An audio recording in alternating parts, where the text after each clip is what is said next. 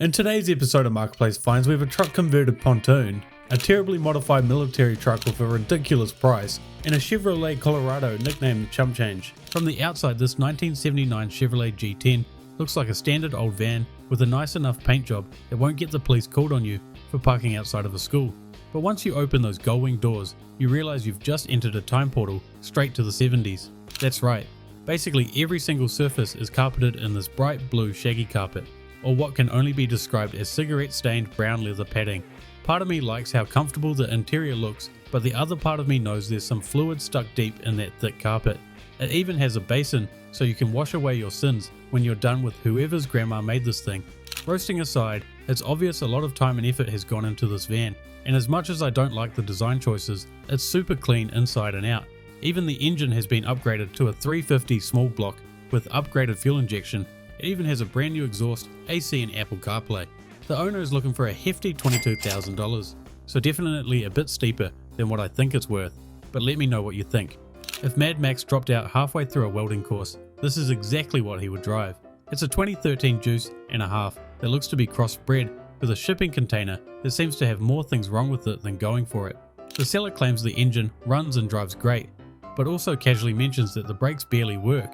You know, a minor detail when you're behind the wheel of a 13,000 pound metal wall going down the road. Other than that, it's missing the windscreen, AC, and the back looks like a prison cell. But hey, it can be yours for a ridiculous $12,000, and for that it gets a clown sticker. Ever wanted to be able to drive straight off the boat ramp without making the evening news? Well, do I have the car for you? What we're looking at here is a super clean, restored 1967 Amphiar 770, and honestly, this might be one of the coolest vehicles we've had on here in a long time, and that's why it gets a ribbon of approval.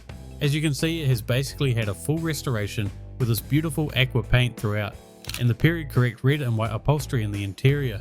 The 770 in the name came from being able to do 7 knots in the water and about 70 miles per hour while on the road.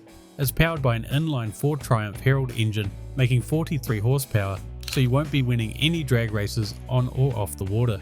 Apparently even President Lyndon B. Johnson owned one and would scare guests by driving into a lake pretending the brakes had failed. Given its rarity and full restoration, the owner is asking for a huge $115,000, but when you're getting a 2-in-1, who can be mad at that price? Up next, we have a 1993 Toyota Hias Super Custom, and if you thought the Chevy G10's interior was bad, well just wait for this one. From the outside, the custom body kit looks like it was designed by a guy who got kicked out of Pimp My Ride for going too far, with some questionable things such as the whale fin strapped to the roof and train horn right next to the driver's window so they can deafen themselves. But in all honesty, I quite like the look the body kit gives, as it's 10 times better than what they look like in stock form. Moving on to the disastrous interior, we're hit in the face by faded pink velvet that probably smells more of cigarettes than a lady named Barbara. But not only that, we even have what I initially thought was a cooler, but is actually a portable toilet, which I'm sure blocks the cigarette smell after some late night Taco Bell. The seller is after $9,000, which is honestly a great price considering it only has 43,000 miles on it, which is stupidly low for one of these. Some new upholstery and a toilet delete would make this van amazing. Originally I had no idea what this next vehicle was, but it has got itself the second ribbon of approval for this video. Thought maybe someone had modified an old van, but it's exactly how they came out the factory. It's a 1964 Chevrolet Corv Rampside, which as you can guess gets its name from having the unique Rampside entrance. They were designed like this to be a more practical delivery vehicle than your typical van, but never really took off in popularity, making it a quirky and rare vehicle. Alongside the odd side ramp, these have another interesting feature, being that they are rear engine mounted, sitting underneath the bed right by the tailgate. The seller states they believe the truck has been repainted sometime in the early 2000s, which not only suits the truck well, but seems to have held up over time. The only real issue needing attention seems to be the small patch of rust underneath the engine. Moving on to the interior, it also looks to be in fantastic shape, keeping a mostly original dash and a comfortable looking bench seat. The owner is looking for $19,000, which seems like a steal given how rare they're getting in this condition. You ever see a vehicle and you just know it was built in America? Well, this is one of them. What we have here is a chopped up cab of a 1978 Peterbilt that has been placed onto a pontoon boat because America or something. Honestly, I have no idea why they made it, but I can only assume a lot of beer was involved in the design process. It's definitely an attention grabber on the water, and I bet would make for a lot of interesting talks. It's really just in need of some fresh paint on the cab. The interior keeps some of the original parts. It's mainly the diamond plate instead of the wood grain that ruins it. Moving on to the price, and maybe I just don't know how much pontoons go for, but the seller is after an insane $65,000, which just seems far too much. This next vehicle had me pulling my hair out, as why would you buy a perfectly capable Canon Maverick RR and proceed to slam it and make it completely useless at off-roading? Even the owner states it's not meant for the trails, but this can be fixed if you swap all the suspension back in. The owner apparently spent over $20,000 on the lowering kit, the speaker setup in the back, and the terrible neon lighting, so you know they got ripped off. It is, however, road legal and even has a windshield with working wipers, which would be a good upgrade if it could actually make it through a muddy puddle. In typical fashion, the owner seems to think spending 20 grand in mostly bad mods somehow makes it worth $60,000, which is literally more than what a brand new top of the line model goes for. If you've ever thought, man, I wish I had a pickup that was completely useless on both the road and the dirt, well, do I have the vehicle for you? We have this 2020 Chevrolet Colorado that has popped up for sale, perfect for those midlife crisis mud meets.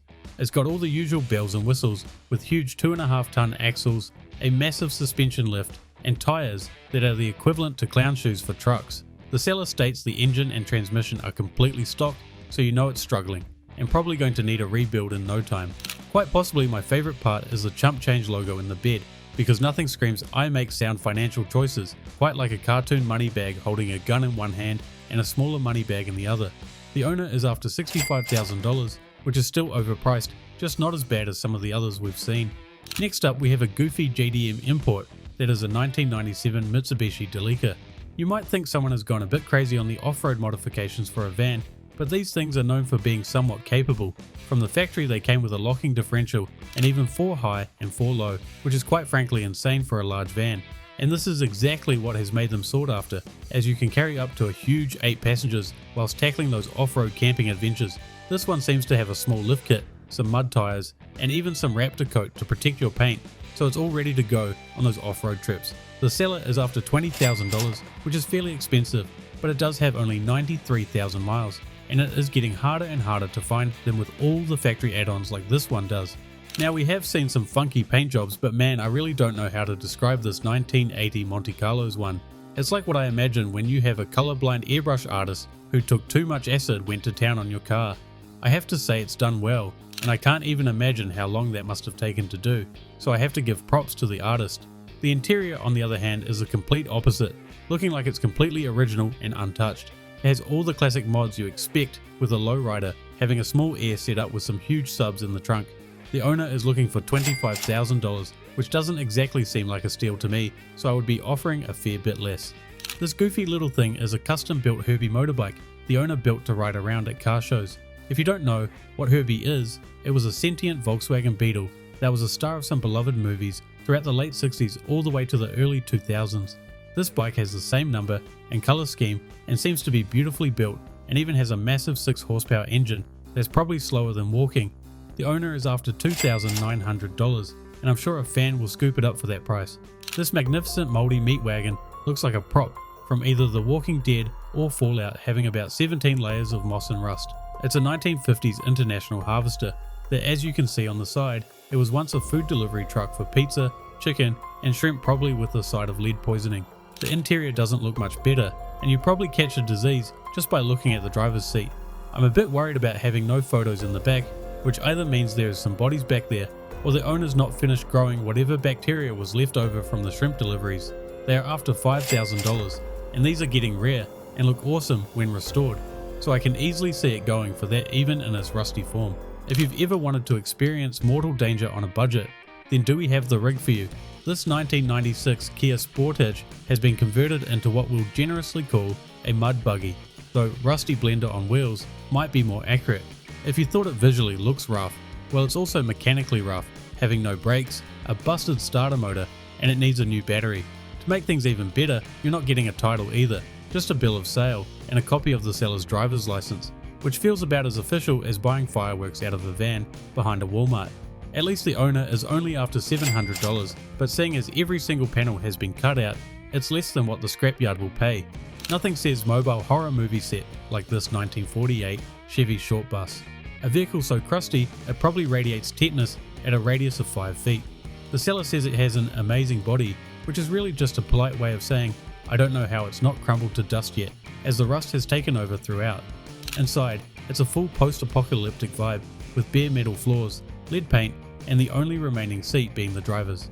Under the hood, there's what appears to be a straight 6 engine trying to die with dignity that doesn't run, and the wiring looks like someone gave a drunk raccoon a spool of blue wire and said good luck. The owner is looking for what I think is a crazy price, being $6,500, but hey, maybe these are sought after for some reason, so let me know in the comments below. This next vehicle definitely requires a mullet to operate, as the seller claims it's a one of a kind, built from the ground up homemade trike. If you couldn't tell already, this is the type of thing your cousin, who started drinking Red Bulls at the age of 8, would make, if given unsupervised access to a welder. Do I think it would be fun as hell to ride? Yes. Do I think I'd end up in the hospital in under 10 minutes?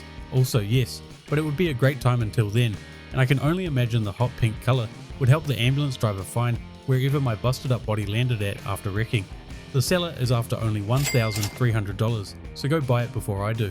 When I saw this next listing, I totally thought some idiot had bought an Airstream trailer and just stuck Supreme logos on it, in attempts some other idiot would pay a ridiculous amount of money for it, until I sadly realised this is an actual Supreme product in collaboration with Airstream. Apparently only a handful were ever made and only sold to high profile collectors and customers to the tune of around $40,000 to $50,000. It was basically a standard Airstream trailer, just with the Supreme logo on some parts, and that for some insane reason made their value jump to upwards of $100,000. This one was initially listed for $200,000, but in the last 9 weeks has slowly been dropping and is now sitting at a ridiculous $150,000. This final listing is just a little bonus find I came across I thought you guys would appreciate, as it's a fire pit made into the shape of a good old Chevy Dually. At first looks I thought it was only the size of an RC car, but it's a huge 55 inches long, and it really seems the fabrication company puts a lot of time and effort into making these look great. You can snap one up for $700. Here's today's episode roundup. Let us know if we got anything right, anything wrong, or if there's anything you would move around. If you find a cool, funny car, you can send it to us on Instagram or our Gmail. Otherwise, thanks for watching, please like and subscribe, and we'll see you guys in the next video.